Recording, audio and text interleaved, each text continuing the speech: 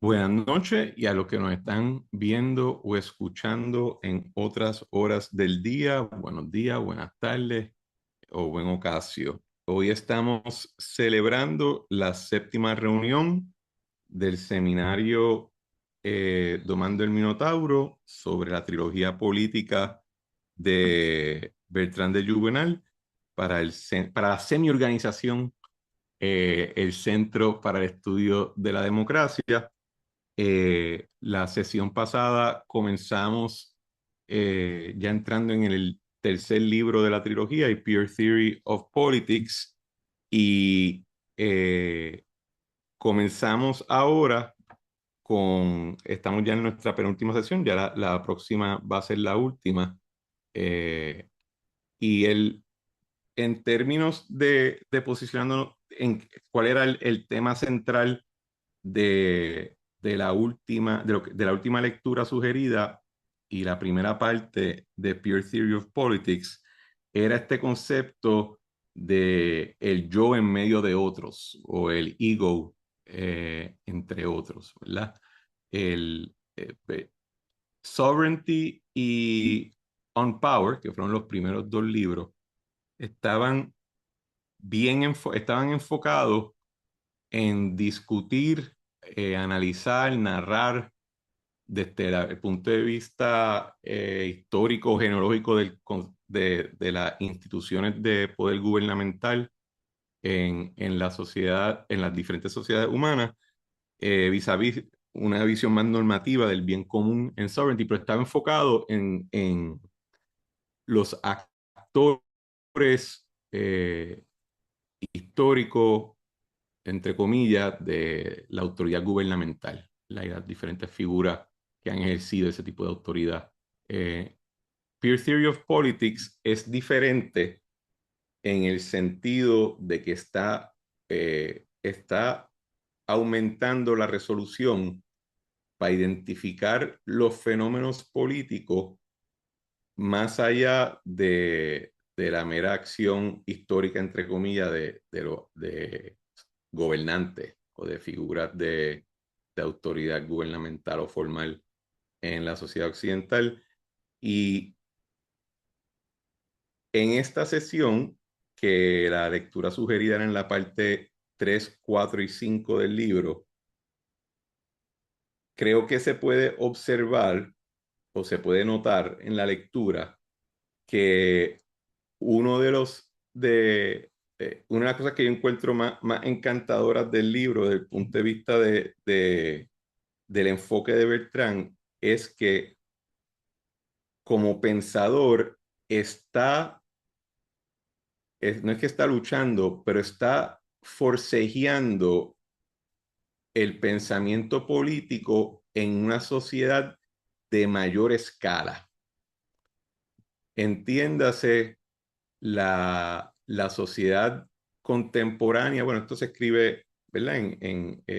A mitad del siglo pasado, pero ya estábamos bregando con sociedades de millones y millones de ciudadanos que participan de diferentes modelos de mass politics con economías y actividad comercial que sobrepasa en magnitudes la, incluso los momentos más productivos de la revolución industrial del siglo XIX, que tiene un avance científico que para nosotros quizá ahora lo tomamos por dado, pero cuando se escribe Pure Theory of Politics, el ser humano había llegado a un momento de desarrollo científico que podía ya literalmente acabar el mundo, ¿verdad? A través del uso de energía y ciencia nuclear.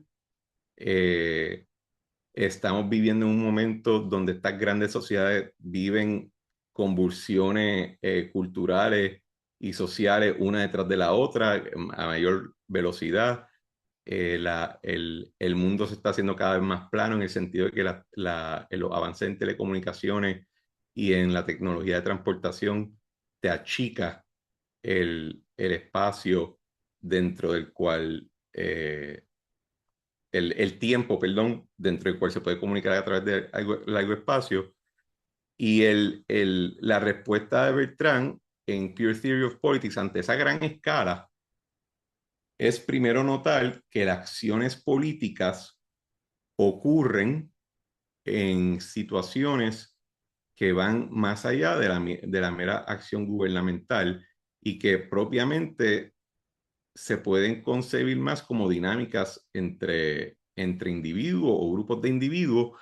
Y entonces lo chulo de eso es que en la lectura vemos cómo en un ejemplo puede llevarlo de momento a una escala bien reducida, un grupito de personas, y de momento te lo puede extrapolar hacia afuera y la lectura te da este efecto de zoom in, zoom out, zoom in, zoom out, porque lo que en esta lectura estamos tratando ahora de apreciar es que Beltrán en estas tres partes del libro está ofreciendo las herramientas analíticas centrales de este trabajo, pero que también le hago una nota al calce de que son las mismas herramientas que está aplicando en otros escritos que publica como ensayo en los diferentes journals y que entonces también está desarrollando a través de esta herramienta lo que termina siendo su práctica en pensamientos de conjetura y en consultoría económica y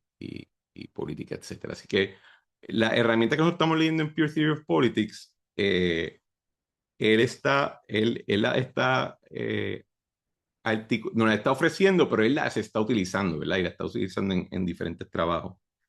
Y esas herramientas analíticas están dirigidas a proveer una dinámica de la acción política, entiéndase, entender la dinámica entre instigación y respuesta, las caras de la autoridad, que si recuerdan, él habla de potestas versus potencia, y los modos de decisión colectiva, a gran escala el pueblo, a menor escala el comité y después tienen los equipos o los grupos más ejecutivos de toma de decisión. Esas son contribuciones a la ciencia política que yo me atrevería a decir que son nuevas en De Juvenel. O sea, nueva en el sentido de que no en la literatura, cuando él está publicando en estos tiempos, en estos momentos, no eran típicas del análisis político, en gran parte porque uno yo diría, de los errores que Bertrand identifica de la teoría de la ciencia política es una tendencia o un mal hábito de simplificar la acción política a algo demasiado mecánico y no reconocer la realidad fundamental de que la política es la operación de motivación e instigación entre individuos autónomos, que no hay, y, y les doy el ejemplo, ¿verdad? Hay dos especies de insectos que para nosotros creo que es la referencia por excelencia de especies de animales que son sociales y jerárquicos, pero que no operan de forma autónoma.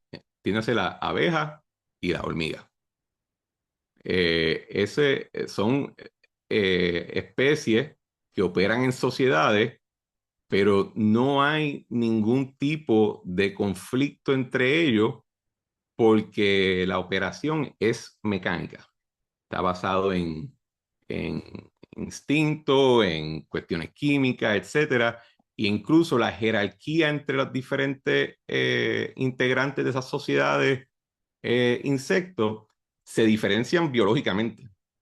La reina no es igual a la demás oveja y lo mismo en la hormiga. Así que la diferencia entre ellos es morfológica y hasta biológica. El ser humano no opera así, ¿verdad?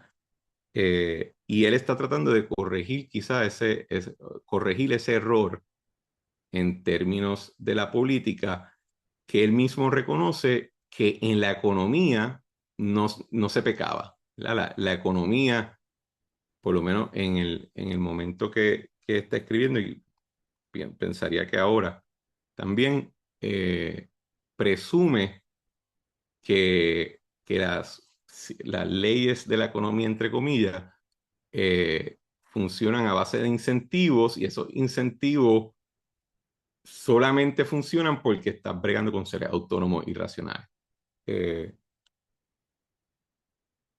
Así que los conceptos que él ofrece en esta lectura permiten analizar procesos políticos en cualquier régimen a través de cualquier particular histórica y a través de cualquier diseño institucional.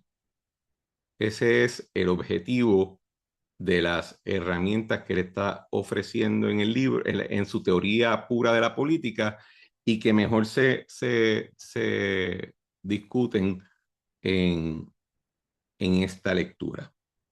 Las partes 3 y 4 contienen las aportaciones analíticas más interesantes de la teoría pura.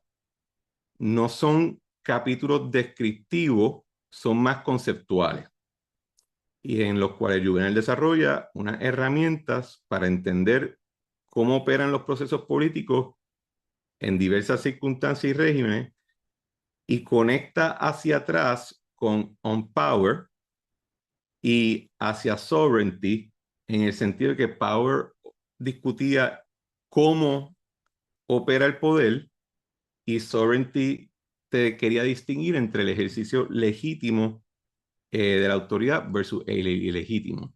Pero aunque Pure Theory es el tercer libro, es en efecto el que lo conecta.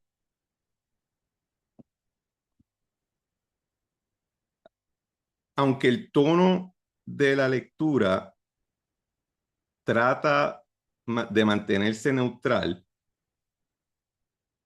entre lo que es normativo y lo descriptivo, y trata de asumir un tono analítico, a la misma vez la personalidad o el carácter moralista de Bertrand lo vemos en varias partes de la lectura, cuando de momento al final de una discusión dice, ah, pero qué horrible es cuando pasa esto. ¿Ya?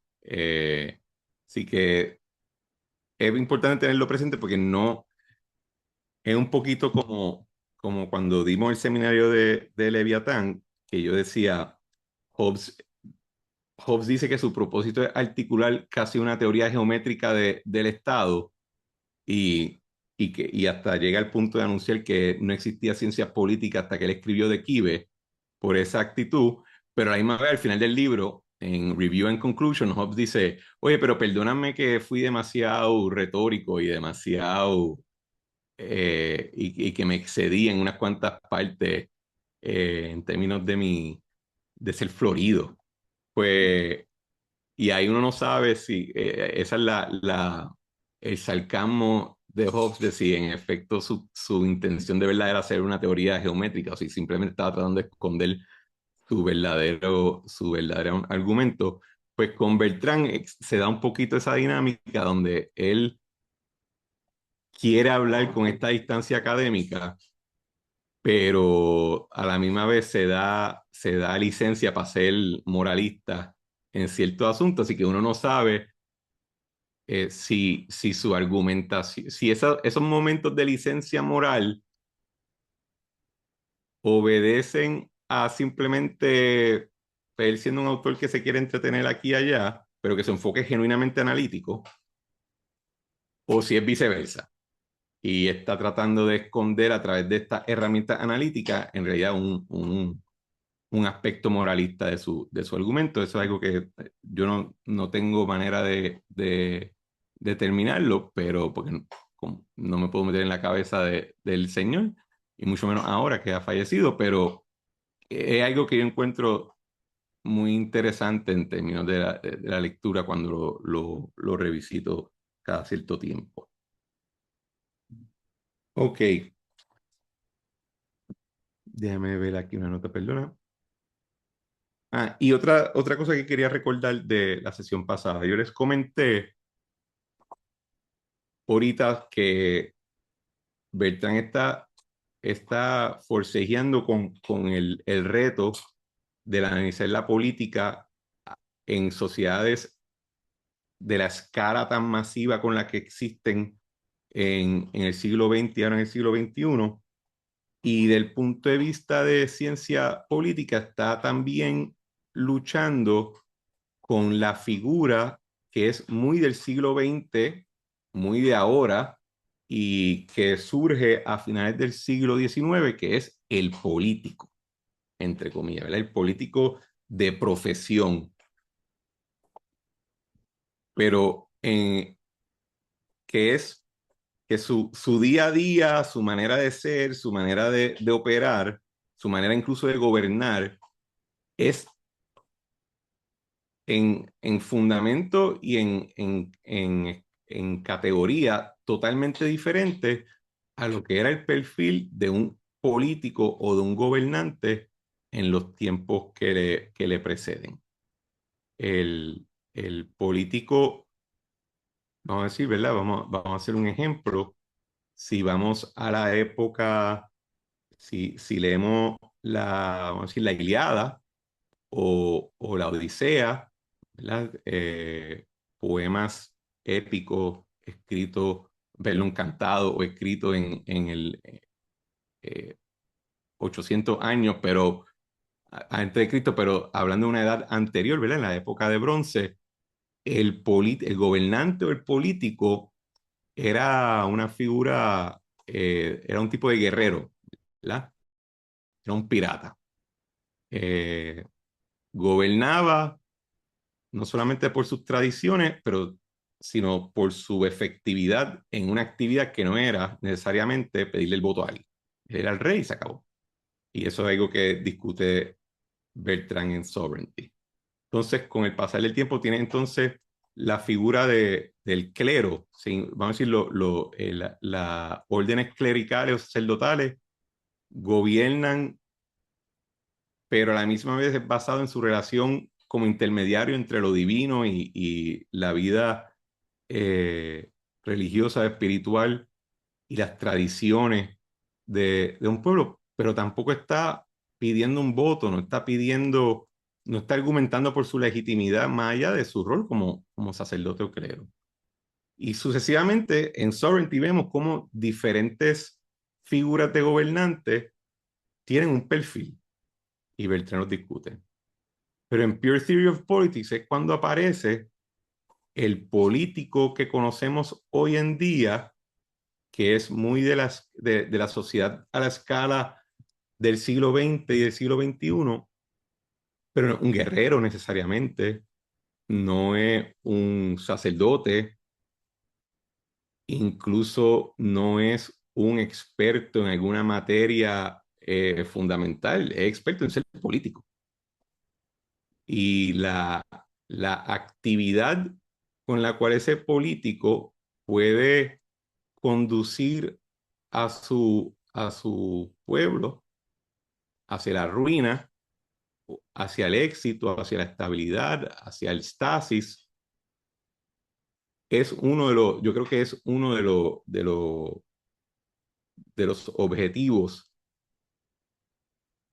perdón, me enredé, diseñar herramientas que se puedan utilizar para analizar ese comportamiento, esta nueva figura del político, pero a la misma vez en relación a su pueblo o a sus ciudadanos, es parte del objetivo del libro, ¿verdad? Eh, Porque no operan de la misma manera que operan los gobernantes del pasado, que eran enfoque on power y de sovereignty. Y tener presente esta cuestión de la figura del político, cuando estén leyendo esta lectura de Pure Theory of Politics, para mí es crítico. Eh, de hecho, si recuerdan en la parte 5, perdón, en la parte 4, Sí, en la 4 y en la 5 él hace esta distinción entre lo que es la toma de decisión judicial, que es una toma de decisión basada en un expertise legal, versus la toma de decisión del político. Así que le pongo ahí una tachuela. Ok.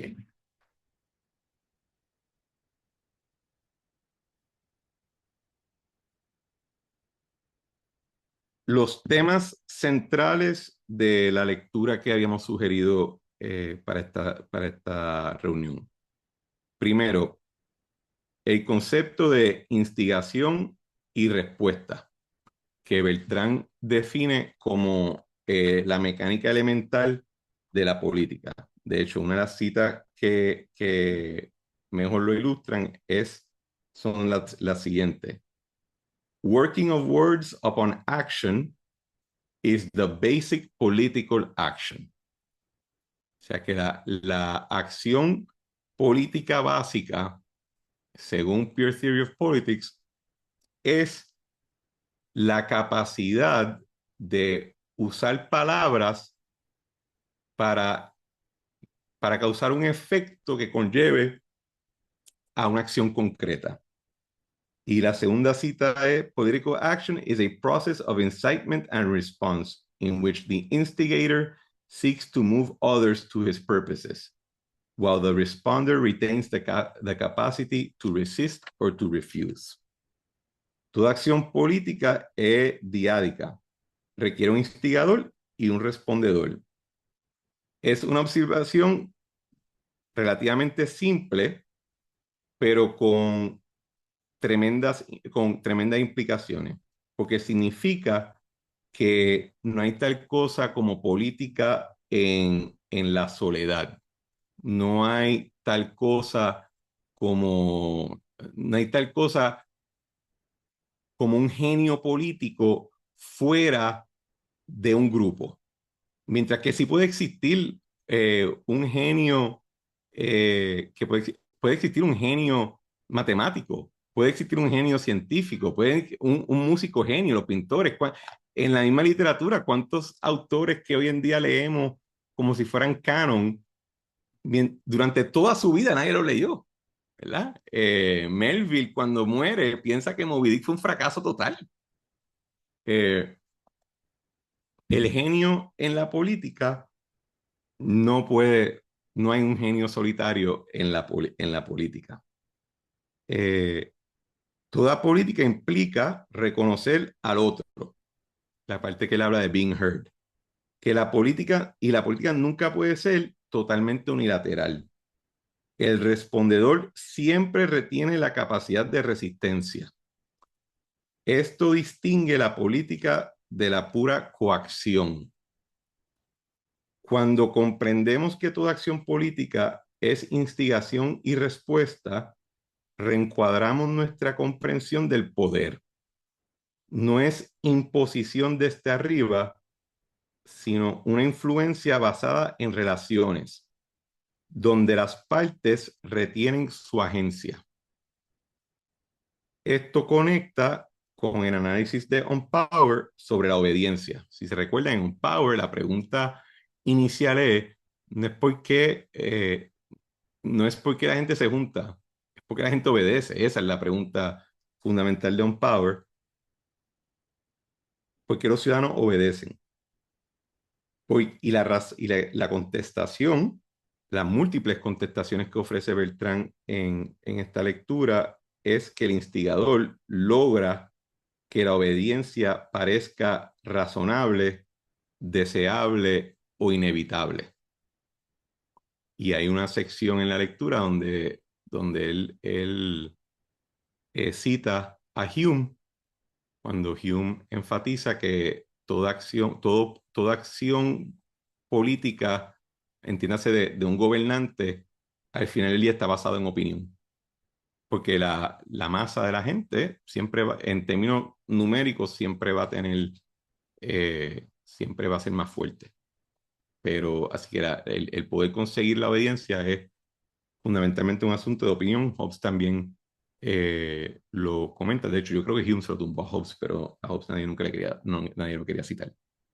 Eh, El segundo tema central es el contraste de potestas y potencias, que son las dos caras de la autoridad, pero les recuerdo también que Bertrand distingue, la única razón que usa potestas versus potencias es que había tratado de hacer la distinción originalmente en el texto entre authority con A mayúscula y authority con A minúscula, y pues yo creo que como escritor se dio cuenta que eso no es muy sexy. Así que mejor cogemos las palabras latinas y la insertamos por su fuerza de conceptual. Esta es para mí una de las contribuciones más cool de la lectura a la discusión política, porque si algo podemos notar en los últimos 20 años de la política occidental democrática, es que la relación entre potestas y potencia está desequilibrada. Y incluso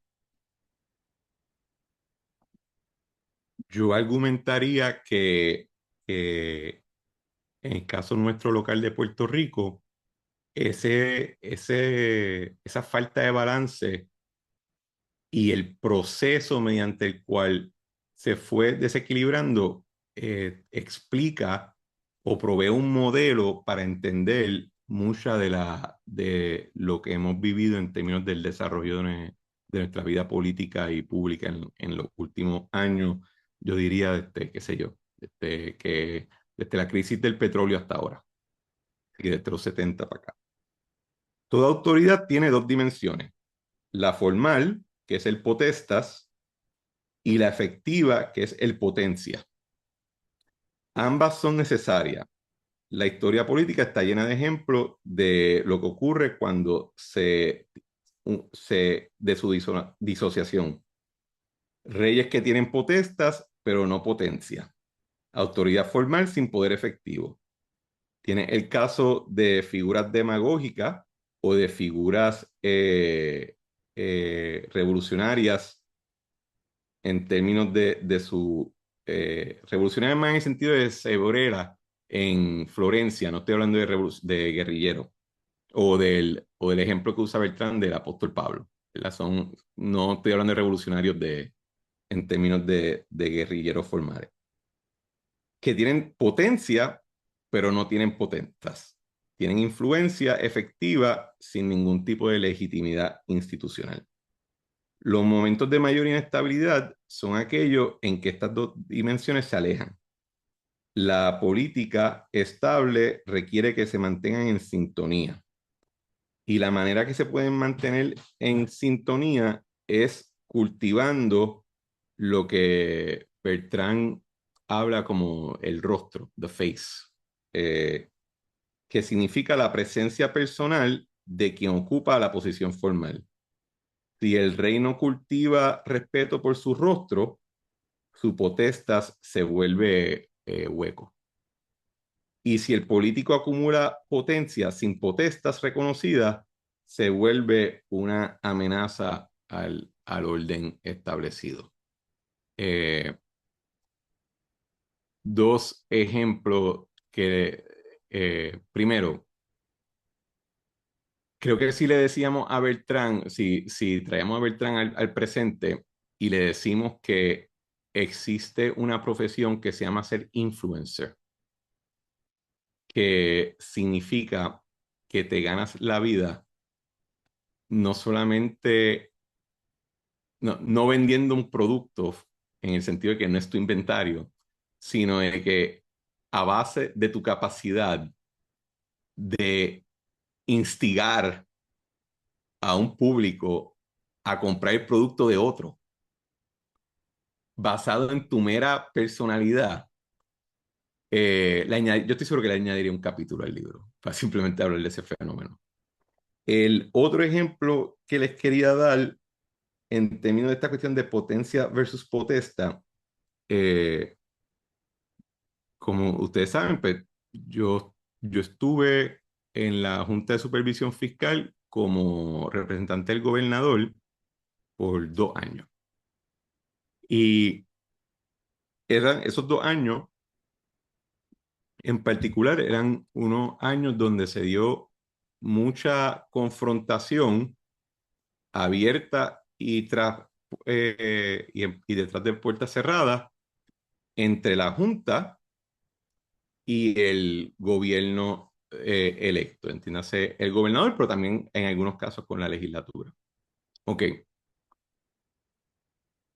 ustedes no tienen idea el shock que eso causaba tanto a ciertos miembros de la Junta como a congresistas y funcionarios en la rama ejecutiva de los Estados Unidos. Y de hecho, me acuerdo un congresista particular que ya está retirado, porque yo le preguntaba, pero si tú quisieras que fuera de esta manera, ¿por qué no simplemente lo escribieron así en la ley promesa? Y el congresista me contesta que nadie durante todo el proceso de redactar promesa se imaginó que si la Junta ordenaba algo, el gobierno de Puerto Rico iba a decir que no. Ellos no podían imaginarse que un gobierno, que si la Junta recomendaba algo, la reacción no fuera, ok, pues sí, eso es lo que vamos a hacer. Ellos no se lo imaginaban. Así que a la potencia de la Junta no encontraron necesario darle potestas de imponer su determinación o su voluntad. Y ahí tú ves, pues, en el caso, presumiendo que tu objetivo era que la Junta pudiera imponer siempre sus decisiones, pues, ¿qué pasa cuando tú no entiendes bien la dinámica del potestas versus el potencia?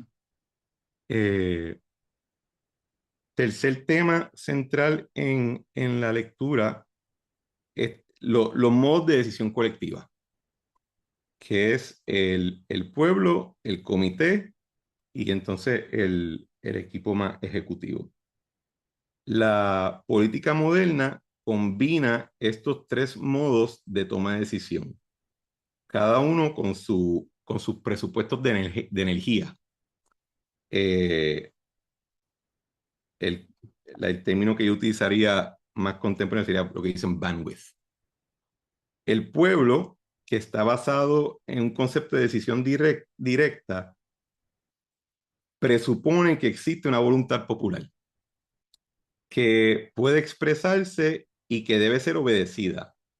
Entiéndase que requiere la ficción de una unidad popular. El comité que que lleva a cabo un proceso de decisión deliberativa presupone que la sabiduría emerge de la acumulación o confrontación de perspectivas. Así que esto requiere una fe en la epistemología deliberativa. Yo creo que Juan ha sido curado de ese problema. Y entonces el equipo, que es la manera que yo resumo la función de decisión ejecutiva, presupone un acuerdo en objetivo y un pragmatismo en los medios. Porque lo que se requiere en última instancia es una coordinación instrumental. Y ahí les llamo la atención al ejemplo que da Beltrán cuando el presidente tiene que tomar una decisión y se la delega a un equipo de asesores, ¿verdad? Y, y porque es importante presuponer que hay un acuerdo objetivo, porque si el presidente piensa que sus asesores no están todos alineados con el objetivo de darle la contestación correcta, él no puede tomar una decisión, ¿verdad? Porque lo que en la toma de decisión ejecutiva, lo que se está tratando de identificar es el instrumento o el método más pragmático para ejecutar el objetivo que ya ha sido determinado. La democracia moderna aplican los tres, o tratan. pero los aplica en una tensión que puede ser o productiva o puede ser no productiva, desastrosa incluso. Cuando uno de esos mecanismos se hipertrofia, el sistema se vuelve inestable. Si, por ejemplo, si el pueblo se convierte si la toma de decisión por el pueblo se convierte en una dinámica plebiscitaria permanente, la deliberación deliberativa se erosiona. Un ejemplo de eso ahora es la encuesta.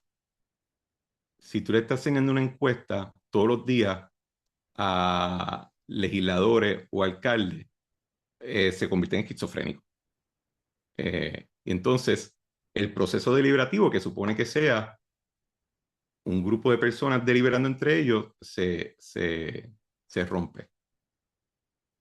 Si el comité o el equipo si el comité se hace demasiado poderoso, secuestra entonces la voluntad popular. Y si el equipo ejecutivo se autonomiza, se va a degenerar en una burocracia insensible. Entiéndase sesgo. El cuarto tema, de la teoría a la práctica. Entiéndase que, y lo mencioné ahorita, Bertrand está ofreciendo herramientas analíticas para analizar situaciones políticas reales. Y por eso es que usa tanto, por eso es que Bertrand utiliza tantos diferentes ejemplos en Pure Theory of Politics versus la argumentación o el estilo retórico de Power y de Sovereignty. Y lo chulo para mí de los ejemplos que utiliza es que son muy diversos. Te saca algo de Cicerón, te saca algo de Shakespeare, te trae un tema del presidente de los Estados Unidos ante una recesión, porque te está tratando de vender que las herramientas analíticas que está ofreciendo son aplicables en diversas situaciones y que en efecto son puras. Entiéndase que no dependen de un contexto de circunstancias. El gato quiere estar, perdón. Eh, Así que estas herramientas deberían poder funcionar, por ejemplo, para analizar cómo opera una negociación laboral o sindical, instigación y respuesta. ¿Por qué colapsa la autoridad en un momento histórico, como por ejemplo la primavera árabe? Porque las potestas y la potencia se disocian. ¿Cómo puedes debilitar el poder a un contrincante político erosionando su potencia, haciendo que la gente dude de su legitimidad, dañando su presencia o afectando su rostro, entre comillas, que es el concepto que usa Bertrand? ¿Y cómo fortalecer las democracias? Considerando que estamos dando un seminario para el Centro de Estudio de la Democracia, eh, la contestación es asegurando que los tres modos de decisión se mantengan en cierto equilibrio. Y Junel ofrece esta herramienta para pensar, eh, para pensar sobre esas situaciones de una forma clara, sin bagaje. Por ejemplo,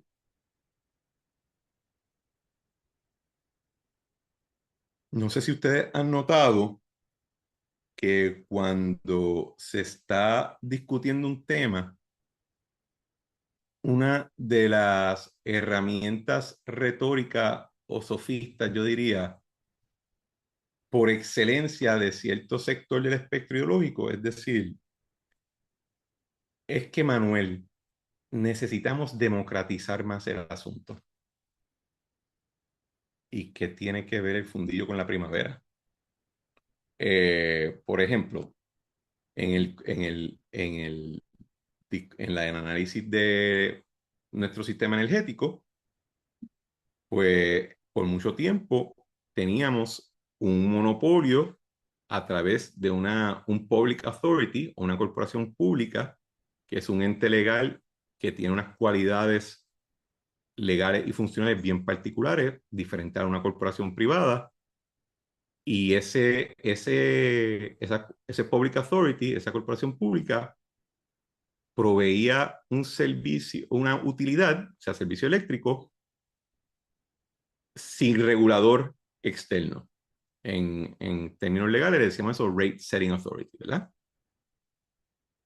Pero a la misma vez como no tiene accionista, pues tiene una relación política con el gobierno, porque el gobernador y los legisladores son los que nombran su cuerpo gobernante, ¿verdad? Pero que eso claramente no funcionó bien. Y yo creo que llevamos 26 años discutiendo cuál sería el mejor modelo para poder arreglar la situación. Pues el decir que hay que democratizar la energía no tiene nada que ver con la operación de una utilidad eléctrica, ¿verdad? O sea, no atiende la discusión, pero si yo digo que voy a democratizar algo, pues le estoy poniendo fairy dust a mi argumento. Estoy tratando de imponerle un bagaje normativo a algo que no, que el análisis debe ser diferente. Así que cuando el objetivo de Juvenel es que sepamos que toda acción política y toda toma de decisión obedece a unas dinámicas fundamentales de instigador y respuesta, a unas dinámicas de mantener un balance entre lo que es poder formal y poder informal, entiéndase competencia también, y en seleccionar cuál es el método de toma de decisión más adecuado para la situación en particular. Eh, Uno de los ejemplos que nos da Bertrand en términos de esta cuestión de la estructura de toma de decisiones, es la reflexión que él hace sobre la diferencia entre toma de decisión judicial versus toma de decisión política.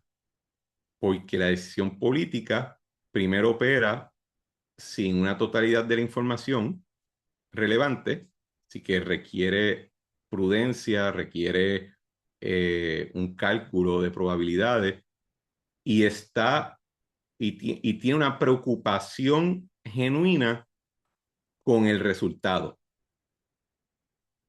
versus en una determinación judicial, por lo menos como la describe Bertrand, porque hay mucho teorista legal que estaría horrorizado con esta descripción. Vamos a decir que parte del punto de vista positivista, la ley es la ley. Los resultados, pues eso que lo atienda a otro. Un ejemplo reciente, hace unos años, en 2018, el Tribunal Supremo de Estados Unidos determinó que más de la mitad de Oklahoma no es parte del Estado. Hubo un error técnico cuando se hizo el acta de admisión y la reserva indígena nunca se desautorizó. Así que mitad de Oklahoma, 2/3 partes de Oklahoma, incluyendo su capital, están dentro de la reserva indígena, lo cual ha llevado a unos resultados totalmente locos. Por ejemplo, y está haciendo una entrevista a su gobernador, donde él decía, hay un caso particular donde 3 personas llevan a cabo un asalto. Uno de ellos era hispano, el otro era negro, el otro era técnicamente indígena, pero se parece más a Juan que a un Comanche. Y los primeros 2 están en la cárcel y el tercero nadie lo puede acusar por ser de la reserva. Entonces, esa decisión judicial del Tribunal Supremo no estaba enfocado en el resultado. Aplicó la ley de una manera positivista.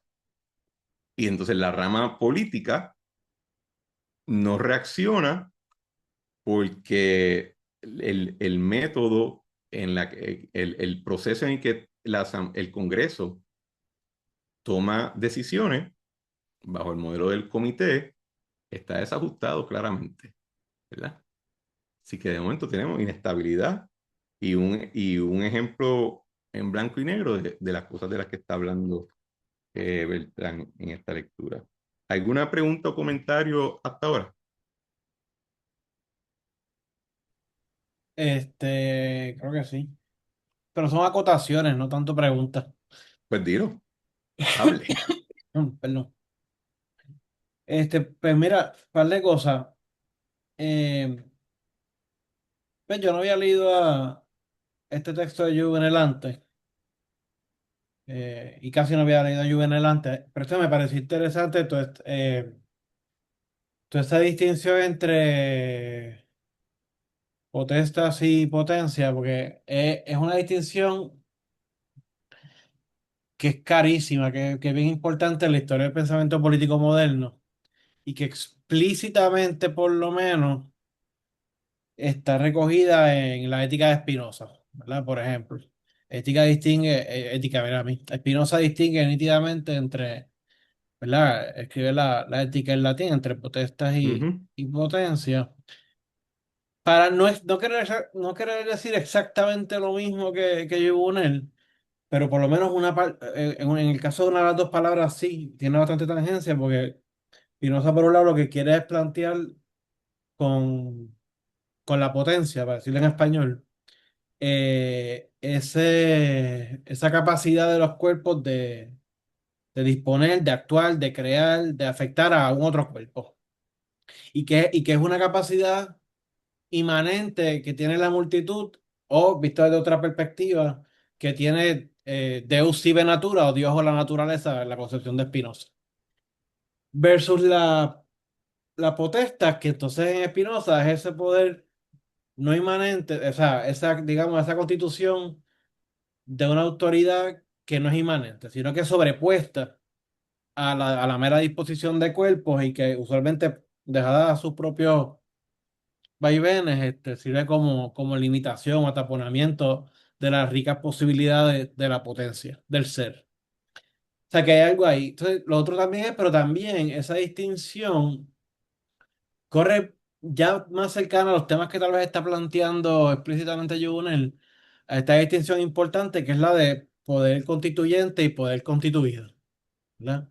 En ese sentido, yo creo que una gran lectura panorámica, no estoy diciendo que es totalmente fidedigna a los textos, porque es bien creativa, pero una gran lectura panorámica del pensamiento político moderno es esa y esto yo lo hablo con Cristian antes aparte, es esa que hace Tony Negri y Michael Hart en Empire. Aunque son temas que ha trabajado Negri desde los 70, pero en el 2000 que publican Empire.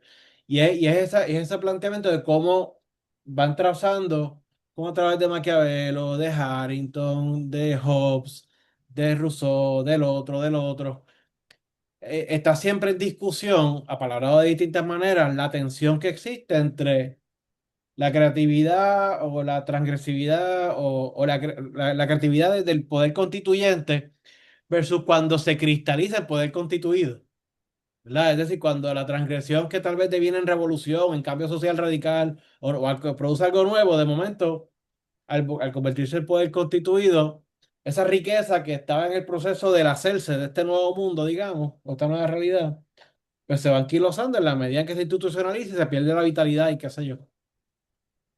O sea, que y eso sí que creo que se recoge en parte en lo que plantea Yugonel. Eh, y sobre otra cosa, antes de iba a ir a a donde Maquiavelo. Y perdona por la acotación más amplia de lo que es. Pero eh, que también esa distinción me recuerda a Max Weber, ¿verdad? Porque sí. Max Weber en la famosísima conferencia de 1919 de la política como vocación, pues, hace esta distinción en la autoridad ejercida términos de tipos ideales históricos, primero a través de la costumbre o la tradición, luego el carisma, a través de los líderes carismáticos y finalmente a través de la legalidad.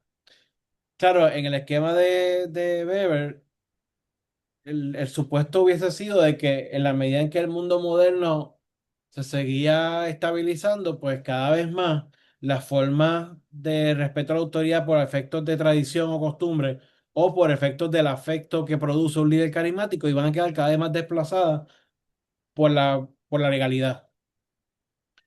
Sabemos hoy día que eso no ha sido así, ¿verdad? Que realmente en la práctica siempre hay una conjugación de elementos que producen que la gente comply, ¿no? Que la gente consienta a la autoridad de Y Weber era instituciones alemán, o de grupos. ¿Perdón?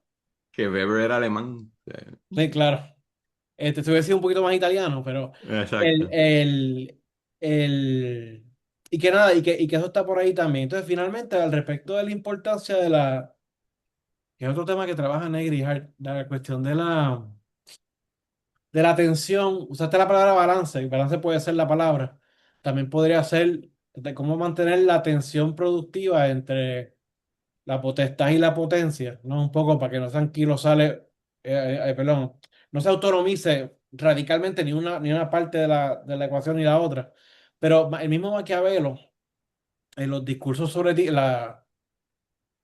los discursos sobre ti, la primera década de Tito Livio, hablaba de, La productividad que surge de las tensiones sociales. sí, y de la importancia de entonces para que la cosa no se pudra en la formalidad del poder ya constituido.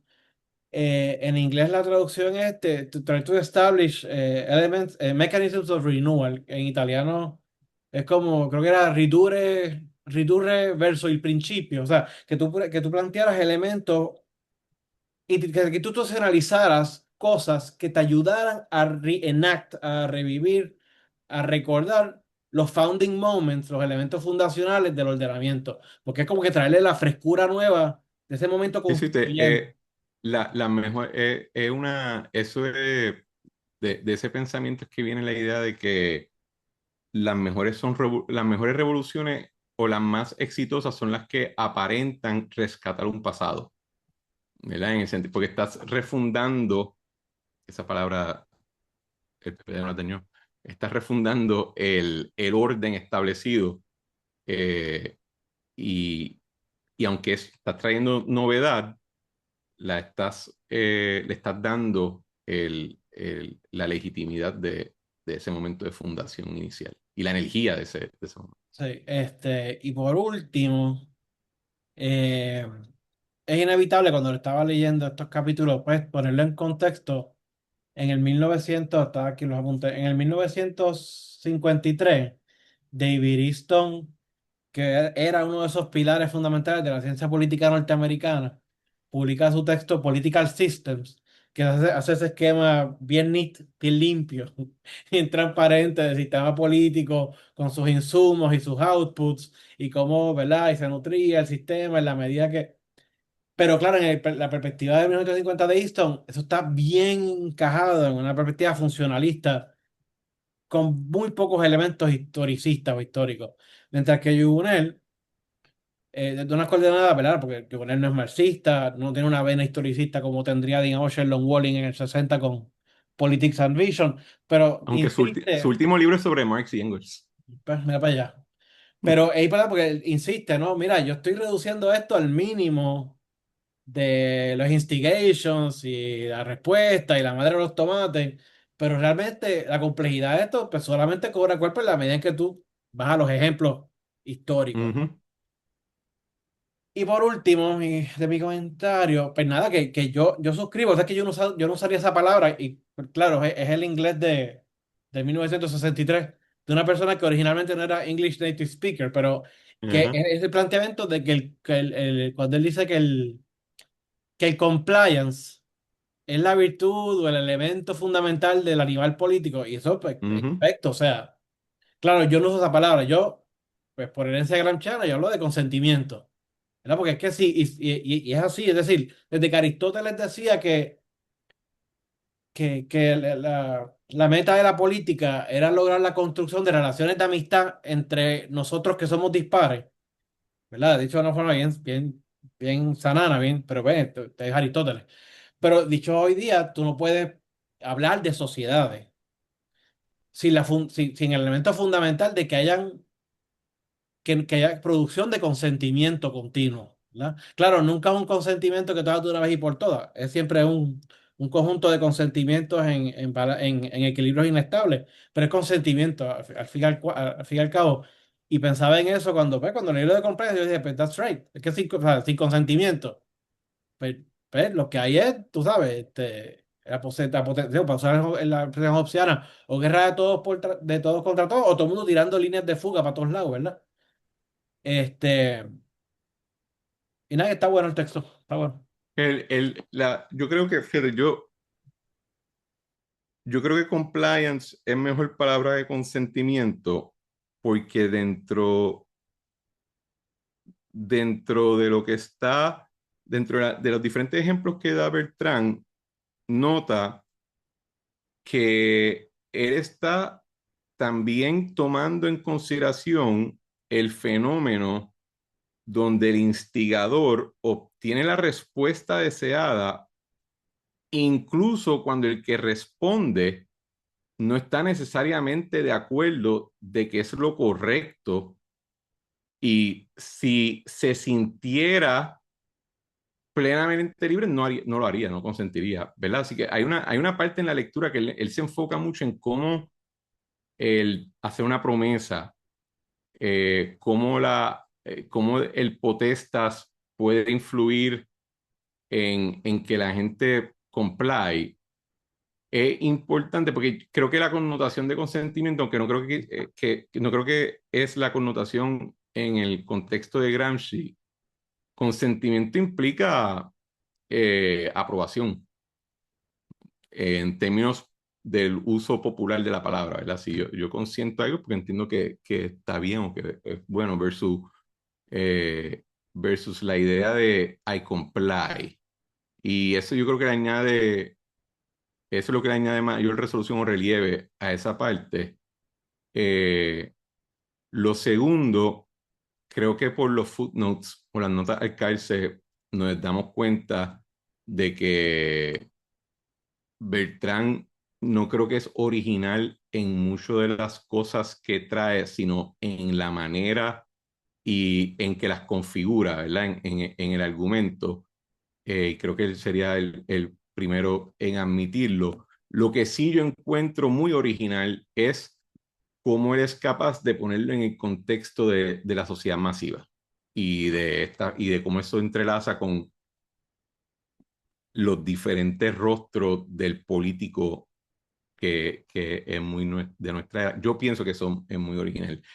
Y en la parte del potestas y el potencia, les llamo la atención a lo último que él dice en el capítulo, eh, el capítulo que viene justo antes de el final de la parte 4 que se titula Place and Face, porque, y esto estoy reaccionando, Manuel, a lo que dijiste de los diferentes, de el formalismo, ¿verdad? Tú pensar como desde el punto de vista del científico político, pues el ejecutivo, el legislativo, y esa formalidad, porque Beltrán cierra ese capítulo apuntándonos al peligro que existe cuando cuando le das potestas al potencia que no diste del lado formalidad. Porque de la misma manera que de la mera formalidad, ¿verdad? El rey sentado en el trono, pues no lo hace automáticamente fuerte, un rey fuerte. Beltrán reconoce que hay un problema cuando de momento sacas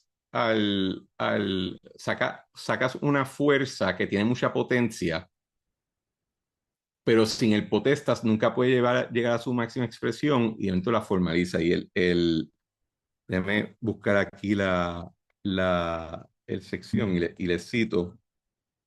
One of the most obvious features of any system of established authorities is an unspoken solidarity between the hill dwellers who tend to keep out exceptional personalities and also to impede the extramuros activities of the latter. It is easy to say that the system weakens itself by failing to recruit born leaders and thereby gradually loses face. being filled with relatively faceless individuals. It is easy, moreover, to point out that keeping out in the cold the men of natural authority induces them to generate extramuros the warmth which may bring down the edifice of established authorities. All this is no doubt true, but letting Paul in is even more immediately dangerous. Examples drawn from the life of Cicero prove the point. Y ahí nos hace el ejemplo de Catilino. The record shows that dangerous men are more dangerous when admitted to potestas than when denied it. The Nazi challenge to the Weimar Republic was not successfully countered by calling Hitler to the chancellorship. Therefore, while it is possible to speak derisively of the eunuchs of the Seraglio, keeping out the more vigorous personalities, is a good deal to be said for it. Que es una manera interesante de cerrar esa discusión, porque ciertamente en la época que se escribe este libro, pero definitivamente hoy en día mucho más, vamos a poner de manera que la distinción entre los diferentes roles para diferentes tipos de carisma y de personalidades se ha totalmente erosionado, donde alguien puede, pues qué sé yo, tener un reality show bien exitoso y de momento terminar siendo presidente. O de momento la idea de que, especialmente pienso, esto está en los 60, ¿verdad? La idea de que vamos a darle una silla en la mesa a grupos que están abiertamente gritando por derrocar el ordenamiento establecido, y eso va a ser buena idea porque la liberación va a añadir la diversidad al asunto y podemos ver perspectivas nuevas. Bertrand está reconociendo que hay un peligro del cual hay que estar pendiente, y y creo que nos trata de llamar la atención a ese peligro para enfatizar la utilidad de la herramienta, ¿verdad? De que no es simplemente cuestión de decir, no, fulano tiene mucho liderazgo, instiga y la gente le responde, así que vamos a llevarlo a este otro escenario. Le dice, no, porque te tira esa movida y puede ser una calamidad. Y a la misma vez, la cuestión de potencia y potestas te demuestra una cuestión muy esencial de la política electoral contemporánea, que nunca me es harto de recordarle a todo el mundo en privado, que un ejemplo, este fin de semana se dio una elección dentro del Partido Popular para un grupo, un grupo interno del partido que se llama los Abogados Populares.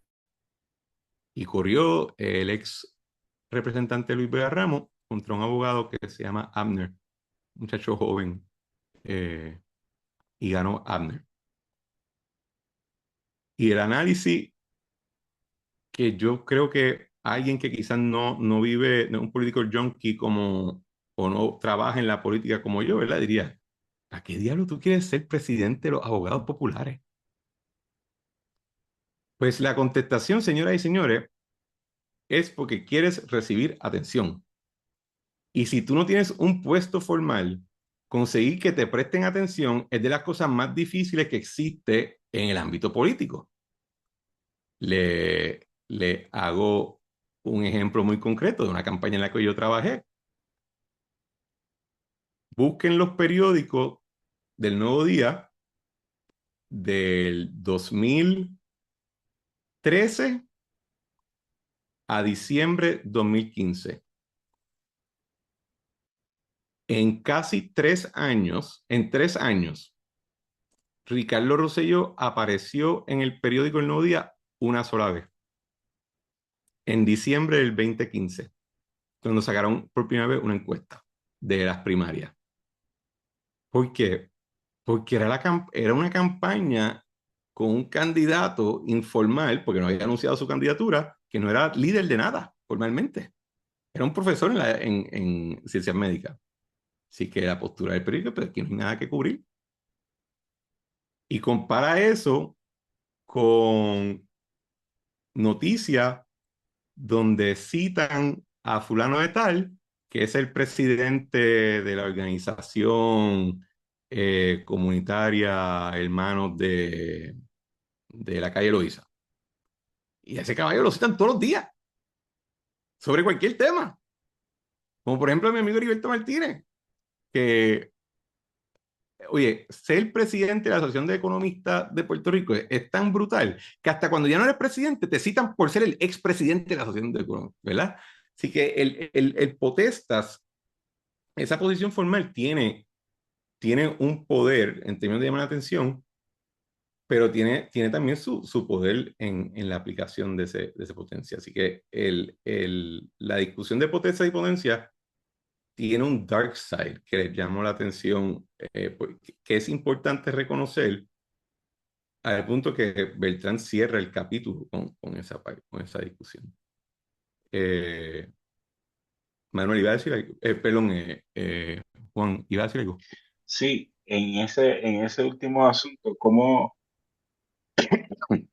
Porque me está interesante toda la lectura de Juvenal y creo que es mucho más interesante en la época en que vivimos. Que pienso Ujú. que fue bien visionario en ese aspecto de mirar los juegos de poder y las interacciones. Hubiera tenido un field day con las redes sociales y con toda esta ¿verdad? De la interacción. Pero en ese sentido, ¿cómo trabajarías eso de potestad y potencia, que es una realidad, yo creo que histórica, está ahí, ¿verdad? Una realidad histórica, con todos estos discursos de, de validación de una figura política que puede tener el impacto alejándose de la potestad, o sea, alejándose del estado de tener alguna posición oficial, dándose legitimidad. Eliezer Molina, por ejemplo, este tipo de político que factura su poder político y la capacidad de convencer en que no tengo potestad y no vengo de la potestad ¿verdad? No sé si me entiende lo que te quiero decir. Bueno, pero el caso de Eliezer Molina es interesante porque el resultado de todo su esfuerzo Es llegar a tener potestad. es llegar a tener Estamos potestas. claros, estamos claros. Y no solamente eso, Pero está en el... Está, mueve la gente a considerarlo y considerar lo que está diciendo, haciendo el argumento de que carezco de potestad y no vengo de ahí y no me interesa. O sea, sí, no, no pero sé. mira lo interesante, porque del caso de Eliezer Molina, porque incluso no solamente todo su esfuerzo que, vamos a decir, él había hecho otras cosas, ¿verdad? Su primera aparición fue en una vista pública de un comité congresional en Puerto Rico, pero su entrada en escena es cuando decide que va a correr para gobernador como candidato independiente. Así que como que surge en la escena procurando potestas, pero vamos a decir que tiene bien poca potencia. O la que tenía no era algo que merecía tomar mucha nota. Pero el mero acto de procurar el potesta, la posición formal, trajo la atención lo suficiente que, su, que le permitió entonces llegar a una posición formal que es senador. Y no solamente eso, que está en el running para Rookie of the Year, ¿verdad? Como legislador junior. Eh, yo creo que Beltrán con Eliezer Molina te diría, y esto va a ser, y estoy estoy adelantando un poco lo que van a leer para la próxima y última reunión. El problema de Bertrand con Eliezer, yo creo que sería más por su estilo.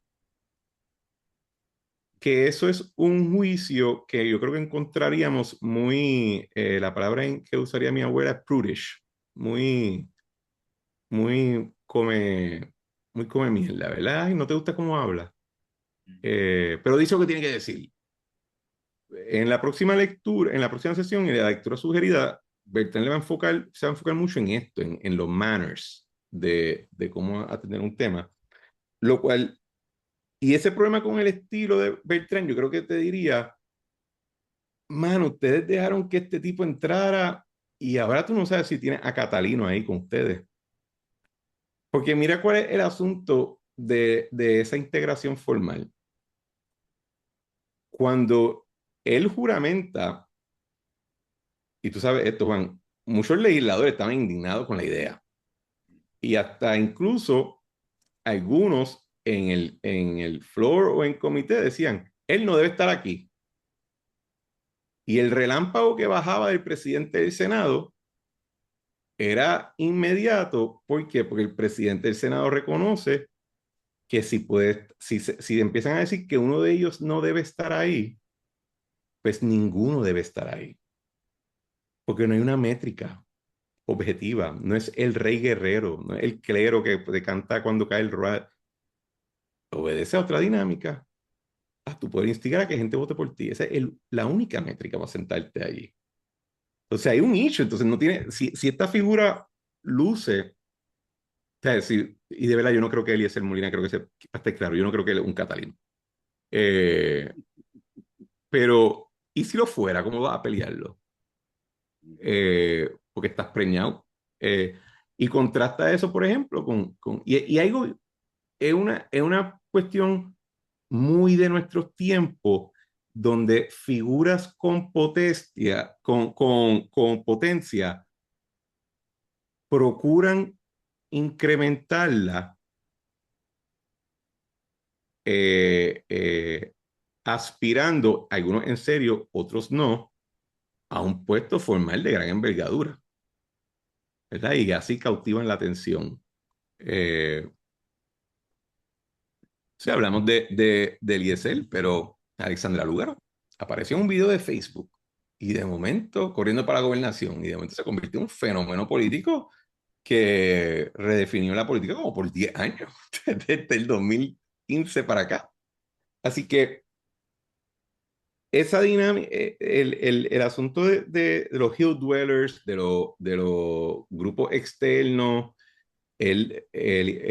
Bertrand también llama la atención a los issues, si se acuerdan, los activistas.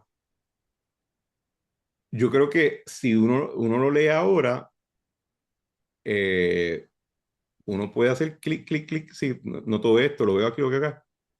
Este escribiente en el 61. Sí, sí. En los 50, incluso en los 50, porque empieza a escribir mucho de esto como artículo en los 50, así que Sí, un poco también cuando discute el asunto de,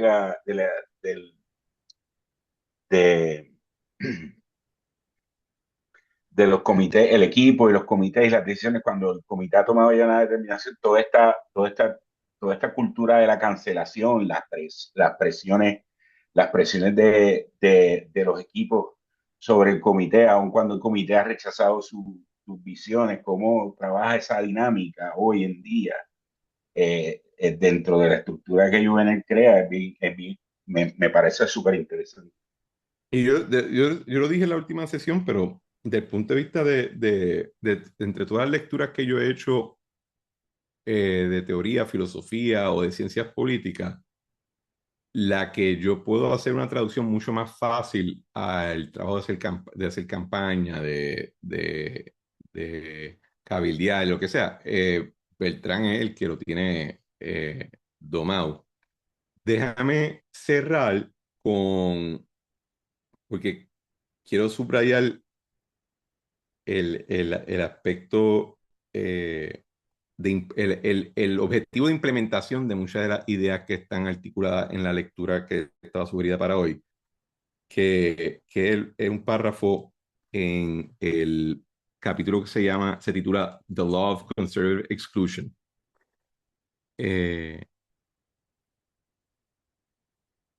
Dice,